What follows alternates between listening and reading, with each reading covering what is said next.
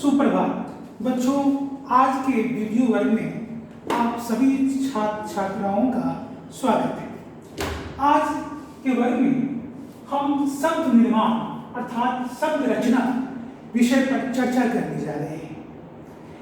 प्रत्येक भाषा में शब्द निर्माण की प्रक्रिया लगातार चलती रहती है।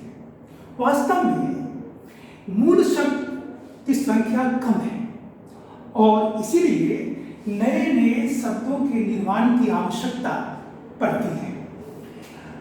हम दूसरे शब्दों में कह सकते हैं कि प्रत्येक भाषा में नए नए शब्द बनाए जाने की जो प्रक्रिया है उसे हम शब्द निर्माण की प्रक्रिया के रूप में जानते हैं। हिंदी में शब्द निर्माण 3 प्रकार से होता है: उपसर्ग के द्वारा, प्रत्यय के द्वारा और समास के द्वारा। आज हम इस वर्ग में उपसर्ग और प्रत्यय के द्वारा किस प्रकार शब्दों का, नए शब्दों का निर्माण करते हैं, इस विषय पर विशेष रूप से ध्यान देंगे। समास से भी नए शब्दों का निर्माण होता है, किंतु उसकी चर्चा हम अगले वर्ग में करेंगे।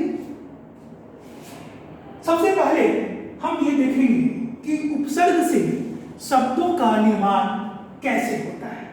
लेकिन यह देखने से पहले यह जरूरी है कि उपसर्ग है क्या, यह हम जानें। उपसर्ग की परिभाषा है कि ये वे शब्दांश हैं जो शब्द के आरंभ में लगकर नए शब्दों का निर्माण करते हैं। ध्यान रहे, यह शब्द के प्रारंभ में लगते हैं और अर्थ को मूल शब्द में जब शब्द के पहले में लग जाते हैं तो एक नया शब्द का निर्माण करते हैं। जैसे एक बहुत ही अच्छा उदाहरण है प्र जोड़ हार। यहाँ पर प्र जो है वह उपसर्ग है और हार एक शब्द है। हार का अर्थ होता है माला या पराजित हो जाना। अनेकार्थी शब्द है, इसके अनेक अर्थ हैं हार के, किंतु जब इसके पहले हम प्र उपसर्ग को लगा देते हैं तो एक नए शब्द का निर्माण होता है जिसका नाम है प्रहार, यानी कि आघात करना। बहुत ही अच्छी तरह से मेरे ख्याल से आप समझ गए होंगे कि उपसर्ग के द्वारा किस प्रकार नए शब्दों का निर्माण होता है। एक दूसरा उदाहरण लें तो आप और भी अच्छी तरह से समझ लेंगे। सु जोड़ पुत्र। यहां आप देखेंगे कि सु जो है वह उपसर्ग है और पुत्र जिसका अर्थ बेटा होता है वह एक शब्द है। जब पुत्र के पहले सु उपसर्ग हम लगा देते हैं तो एक नए शब्द का निर्माण होता है सुपुत्र अर्थात अच्छा पुत्र।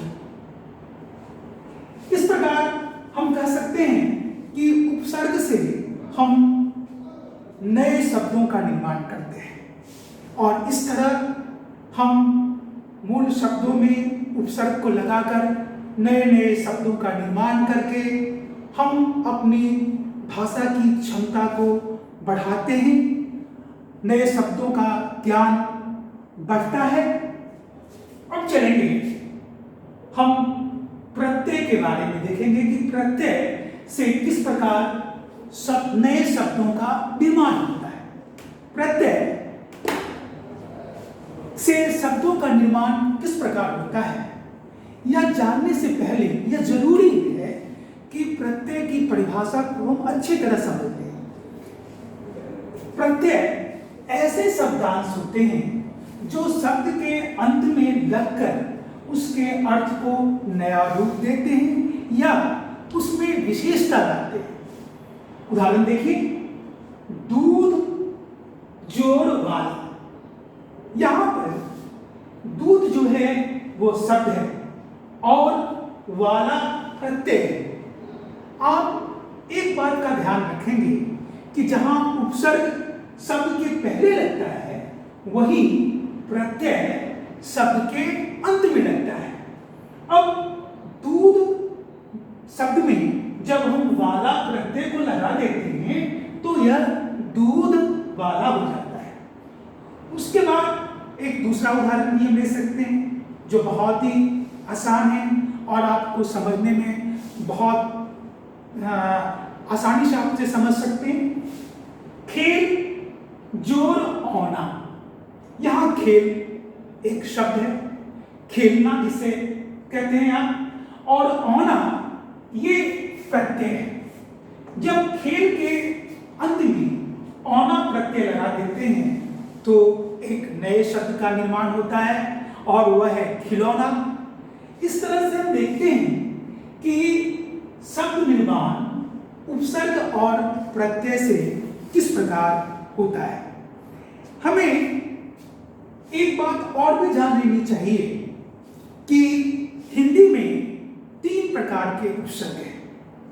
एक तत्सम उपसर्ग, दूसरा तद्भव उपसर्ग और तीसरा आगत उपसर्ग। वस्तुतः हिंदी एक गंगा है जिसमें हमने किसी भाषा के शब्दों की आने की मनाही नहीं की। इसीलिए संस्कृत अर्थात तत्सम के शब्द भी हैं और तद्भव जो है तो संस्कृत के, लेकिन कालांतर में जब उसमें परिवर्तन आ जाता है तो वो तद्भव कहलाते हैं और इसीलिए उन्हें हिंदी उपसर्ग भी कहते हैं।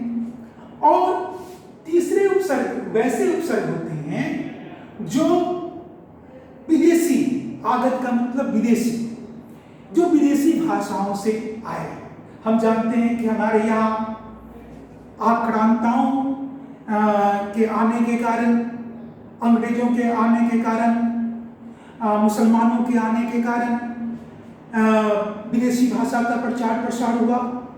इसीलिए अरबी फारसी के शब्दों के उपसर्ग भी हिंदी में उपलब्ध हैं, क्योंकि अरबी फारसी के शब्द हिंदी में घुले मिले हुए हैं। इसी प्रकार से अंग्रेजी भाषा के शब्द भी हिंदी में बिल्कुल घुल मिल गए हैं।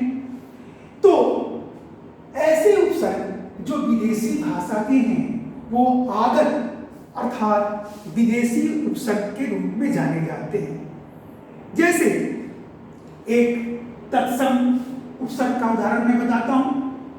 अति जोर रिक्त, यहां पर मैं लिख रहा हूं अति जोर रिक्त। ये अति जो है वह तत्सम उपसर्ग है क्योंकि संस्कृत का उपसर्ग है और रिक्त एक शब्द है। रिक्त का मतलब खाली, शून्य, और इसलिए जब इस शब्द का निर्माण होता है अतिरिक्त यानी कि अलावा, तो वह तत्सम उपसर्ग से बनता है। अब इसके बाद हम देखेंगे कि तद्भव उपसर्ग क्या है भाई। हमने पहले ही कहा आपसे कि तद्भव उपसर्ग वैसे उपसर्ग हैं जो हिंदी में संस्कृत के शब्दों से कालांतर में परिवर्तित होकर बने हैं। अब देखिए एक उदाहरण में देता हूं इसका। अ जोड़ चूक, ये बनता है और चूक। ये अ जो है वो तद्भव उपसर्ग है और चूक एक शब्द है, और इस प्रकार जो इस उपसर्ग से जो शब्द बन रहा है वह अचूक है। इसके बाद हम आगत उपसर्ग की भी चर्चा करेंगे, यानी कि विदेशी उपसर्ग की भी चर्चा करने जा रहे हैं। अब देखिए इसका एक उदाहरण है वो जो है वो अरबी फारसी का शब्द से लिया गया है, इसलिए यह वो अरबी फारसी का उपसर्ग है, इसलिए आगत उपसर्ग है।